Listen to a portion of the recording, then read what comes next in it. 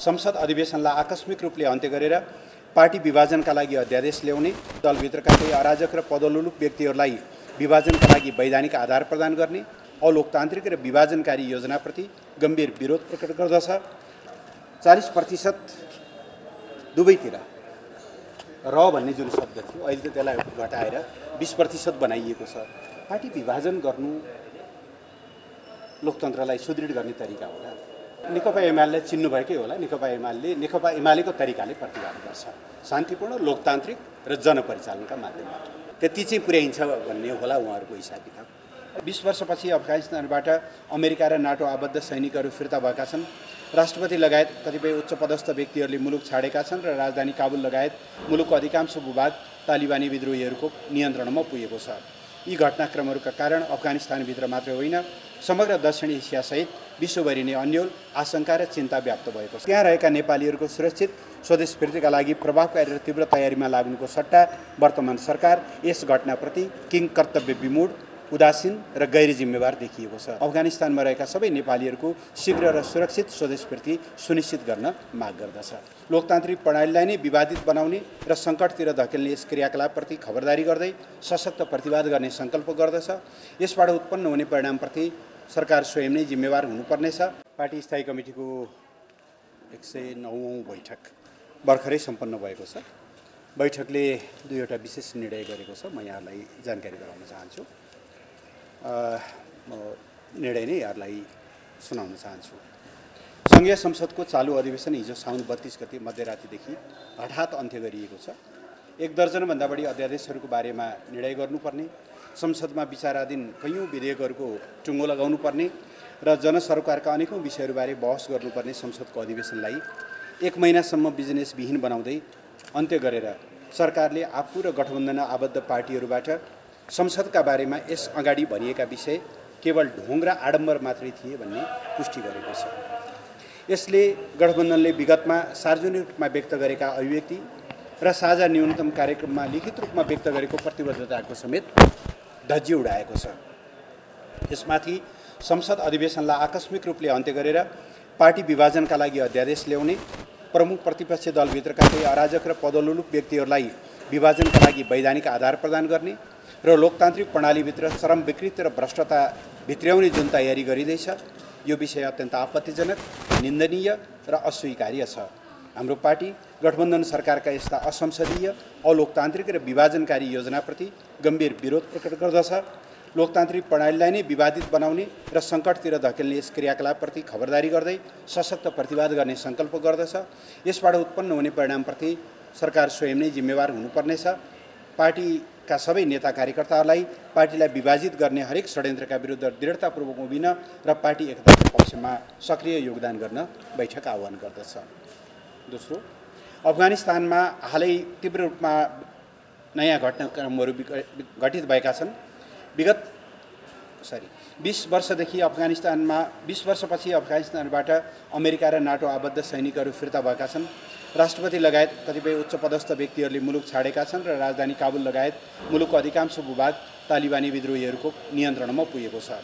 यी घटनाक्रमहरूका कारण अफगानिस्तानभित्र मात्र होइन, समग्र दक्षिण एसियासहित विश्वभरि नै अन्यल आशंका र चिन्ता व्याप्त भएको छ। त्रासका कारण त्यहाँ रहेका हजारौँ विदेशी नागरिकहरू स्वदेश फिर्तीको व्यग्र पर्खाइमा छन्।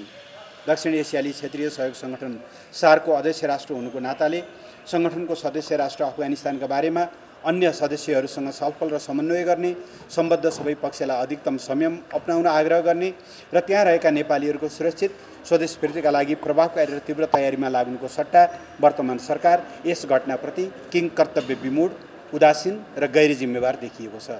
नेकपा एमाले सरकारको यस्तो निष्प्रभावी र गैर जिम्मेवार तरिकाप्रति खेद प्रकट गर्दै अफगानिस्तानमा रहेका सबै नेपालीहरूको शीघ्र र सुरक्षित स्वदेश फिर्ती सुनिश्चित गर्न माग गर्दछ। आज हामीले गरेका निर्णयहरू यिनीहरू हुन्। सर, मेरो एउटा क्वेसन छ। आज तपाईँकै पार्टी अध्यक्ष प्रधानमन्त्री हुनुहुन्थ्यो केपी ओली, चलिरहेको संसद गलत थियो भने अनि यो कसरी सही हुन्छ? त्यो गलत थियो। त्यसकारणले हामीले सबैतिरबाट आवाज उठाइसकेपछि हामीले अध्यादेश फिर्ता लिएको होइन र के अध्यादेश जारी भएको थियो?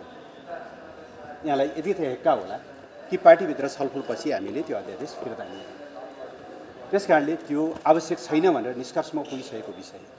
दोस्रो, यहाँलाई थाहा होला 40% दुवैतिर र भन्ने जुन शब्द थियो अहिले त त्यसलाई घटाएर 20% बनाइएको छ। पार्टी विभाजन गर्नु लोकतन्त्रलाई सुदृढ गर्ने तरिका होला। त्यस कारणले यो गलत हो। गलत कुराको विरोध र त्यसको आलोचना हुन्छ। खुसियाली मनाउनेहरूले मनाउनु भयो हुन्छ। यहाँलाई पनि त्यस्तो लाग्छ भने मनाउनु होइन। तपाईहरुले गर्दा हिजो चाहिँ अरु केही 20% ल्याउनै लागिएको भन्ने त्यो खाली तपाईहरुको आशंका हो कि पक्का पक्की मैले बुझेसम्म निर्णय गरेछ क्याबिनेटले। अरु केही प्रतिवाद भने चाहिँ कस्तो हो, कुन कुन अर्थको नेकपा एमाले चिन्नुभएकै होला। नेकपा एमालेको तरिकाले प्रतिवाद गर्छ, शान्तिपूर्ण, लोकतान्त्रिक र जनपरिचालनका माध्यमबाट। अरु केही यो अध्यादेश सँगसँगै जस्तो अब चाहिँ नेकपा एमाले फुलको बाटोमा जान्छ भन्ने देखिएको हो अथवा एकताको अझै केही सम्भावना छन् कि के लाग्छ? पार्टीभित्रका केही व्यक्तिहरूको अनुरोधमा, दबावमा, आग्रहमा यो काम भएको हुनाले केही साथीहरू बाहिरिने अनुमान गर्न सकिन्छ।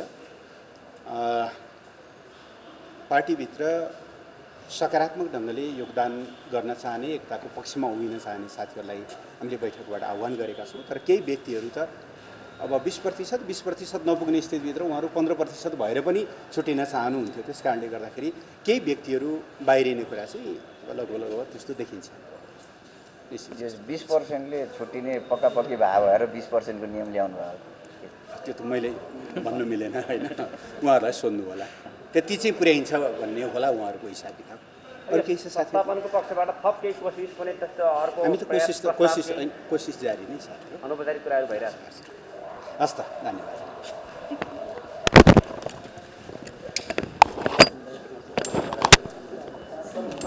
20 वर्षपछि अफगानिस्तानबाट अमेरिका र नाटो आबद्ध सैनिकहरू फिर्ता भएका छन्। राष्ट्रपति लगायत कतिपय उच्च पदस्थ व्यक्तिहरूले मुलुक छाडेका छन् र राजधानी काबुल लगायत मुलुकको अधिकांश भूभाग तालिबानी विद्रोहीहरूको नियन्त्रणमा पुगेको छ। यी घटनाक्रमहरूका कारण अफगानिस्तानभित्र मात्रै होइन, समग्र दक्षिण एसियासहित विश्वभरि नै अन्यल, आशंका र चिन्ता व्याप्त भएको छ। त्यहाँ रहेका नेपालीहरूको सुरक्षित स्वदेश फिर्तीका लागि प्रभावकारी र तीव्र तयारीमा लाग्नुको सट्टा वर्तमान सरकार यस घटनाप्रति किङ कर्तव्य विमूढ, उदासीन र गैर जिम्मेवार देखिएको छ। अफगानिस्तानमा रहेका सबै नेपालीहरूको शीघ्र र सुरक्षित स्वदेश फिर्ती सुनिश्चित गर्न माग गर्दछ। लोकतान्त्रिक प्रणालीलाई नै विवादित बनाउने र सङ्कटतिर धकेल्ने यस क्रियाकलापप्रति खबरदारी गर्दै सशक्त प्रतिवाद गर्ने सङ्कल्प गर्दछ। यसबाट उत्पन्न हुने परिणामप्रति सरकार स्वयं नै जिम्मेवार हुनुपर्नेछ। पार्टी स्थायी कमिटीको 109औं बैठक भर्खरै सम्पन्न भएको छ। बैठकले दुईवटा विशेष निर्णय गरेको छ, म यहाँलाई जानकारी गराउन चाहन्छु। निर्णय नै यहाँलाई सुनाउन चाहन्छु। सङ्घीय संसदको चालु अधिवेशन हिजो साउन 32 गते मध्यरातिदेखि हठात अन्त्य गरिएको छ। 1 दर्जनभन्दा बढी अध्यादेशहरूको बारेमा निर्णय गर्नुपर्ने, संसदमा विचाराधीन कैयौँ विधेयकहरूको टुङ्गो लगाउनुपर्ने र जनसरोकारका अनेकौँ विषयहरूबारे बहस गर्नुपर्ने संसदको अधिवेशनलाई 1 महिनासम्म बिजनेसविहीन बनाउँदै अन्त्य गरेर सरकारले आफू र गठबन्धन आबद्ध पार्टीहरूबाट संसदका बारेमा यस अगाडि भनिएका विषय केवल ढोङ र आडम्बर मात्रै थिए भन्ने पुष्टि गरेको छ। यसले गठबन्धनले विगतमा सार्वजनिक रूपमा व्यक्त गरेका अभिव्यक्ति र साझा न्यूनतम कार्यक्रममा लिखित रूपमा व्यक्त गरेको प्रतिबद्धताको समेत धज्जी उडाएको छ। यसमाथि संसद अधिवेशनलाई आकस्मिक रूपले अन्त्य गरेर पार्टी विभाजनका लागि अध्यादेश ल्याउने, प्रमुख प्रतिपक्ष दलभित्रका केही अराजक र पदोल्लुक व्यक्तिहरूलाई विभाजनका लागि वैधानिक आधार प्रदान गर्ने र लोकतान्त्रिक प्रणालीभित्र चरम विकृति र भ्रष्टता भित्र्याउने जुन तयारी गरिँदैछ, यो विषय अत्यन्त आपत्तिजनक, निन्दनीय र अस्वीकार्य छ। हाम्रो पार्टी गठबन्धन सरकारका यस्ता असंसदीय, अलोकतान्त्रिक र विभाजनकारी योजनाप्रति गम्भीर विरोध प्रकट गर्दछ। लोकतान्त्रिक प्रणालीलाई नै विवादित बनाउने र सङ्कटतिर धकेल्ने यस क्रियाकलापप्रति खबरदारी गर्दै सशक्त प्रतिवाद गर्ने सङ्कल्प गर्दछ। यसबाट उत्पन्न हुने परिणामप्रति सरकार स्वयं नै जिम्मेवार हुनुपर्नेछ। पार्टीका सबै नेता कार्यकर्ताहरूलाई पार्टीलाई विभाजित गर्ने हरेक षड्यन्त्रका विरुद्ध दृढतापूर्वक उभिन र पार्टी एकताको पक्षमा सक्रिय योगदान गर्न बैठक आह्वान गर्दछ। दोस्रो, अफगानिस्तानमा हालै तीव्र रूपमा नयाँ घटनाक्रमहरू घटित भएका छन्। 20 वर्षपछि अफगानिस्तानबाट अमेरिका र नाटो आबद्ध सैनिकहरू फिर्ता भएका छन्। राष्ट्रपति लगायत कतिपय उच्च पदस्थ व्यक्तिहरूले मुलुक छाडेका छन् र राजधानी काबुल लगायत मुलुकको अधिकांश भूभाग तालिबानी विद्रोहीहरूको नियन्त्रणमा पुगेको छ। यी घटनाक्रमहरूका कारण अफगानिस्तानभित्र मात्रै होइन समग्र दक्षिण एसियासहित विश्वभरि नै अन्यल आशंका र चिन्ता व्याप्त भएको छ। त्रासका कारण त्यहाँ रहेका हजारौँ विदेशी नागरिकहरू स्वदेश फिर्तीको व्यग्र पर्खाइमा छन्। दक्षिण एसियाली क्षेत्रीय सहयोग सङ्गठन सार्कको अध्यक्ष राष्ट्र हुनुको नाताले सङ्गठनको सदस्य राष्ट्र अफगानिस्तानका बारेमा अन्य सदस्यहरूसँग छलफल र समन्वय गर्ने, सम्बद्ध सबै पक्षलाई अधिकतम संयम अपनाउन आग्रह गर्ने र त्यहाँ रहेका नेपालीहरूको सुरक्षित स्वदेश फिर्तीका लागि प्रभावकारी र तीव्र तयारीमा लाग्नुको सट्टा वर्तमान सरकार यस घटनाप्रति किङ कर्तव्य विमूढ, उदासीन र गैर जिम्मेवार देखिएको छ। नेकपा एमाले सरकारको यस्तो निष्प्रभावी र गैर जिम्मेवार तरिकाप्रति खेद प्रकट गर्दै अफगानिस्तानमा रहेका सबै नेपालीहरूको शीघ्र र सुरक्षित स्वदेश फिर्ती सुनिश्चित गर्न माग गर्दछ। आज हामीले गरेका निर्णयहरू यिनै हुन्। सर, मेरो एउटा क्वेसन छ। आज तपाईँकै पार्टी अध्यक्ष प्रधानमन्त्री हुनुहुन्थ्यो केपी ओली, चलिरहेको संसद गलत थियो भने अनि यो कसरी सही हुन्छ? त्यो गलत थियो। त्यस कारणले हामीले सबैतिरबाट आवाज उठाइसकेपछि हामीले अध्यादेश फिर्ता लिएको होइन र के अध्यादेश जारी भएको थियो? यहाँलाई यति त हेक्का होला कि पार्टीभित्र छलफलपछि हामीले त्यो अध्यादेश फिर्ता लियौँ। त्यस कारणले त्यो आवश्यक छैन भनेर निष्कर्षमा पुगिसकेको विषय। दोस्रो, यहाँलाई थाहा होला 40% दुवैतिर र भन्ने जुन शब्द थियो अहिले त त्यसलाई घटाएर 20% बनाइएको छ।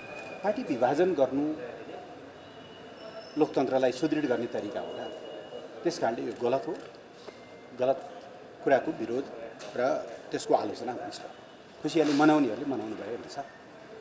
यहाँलाई पनि त्यस्तो लाग्छ भने मनाउनु।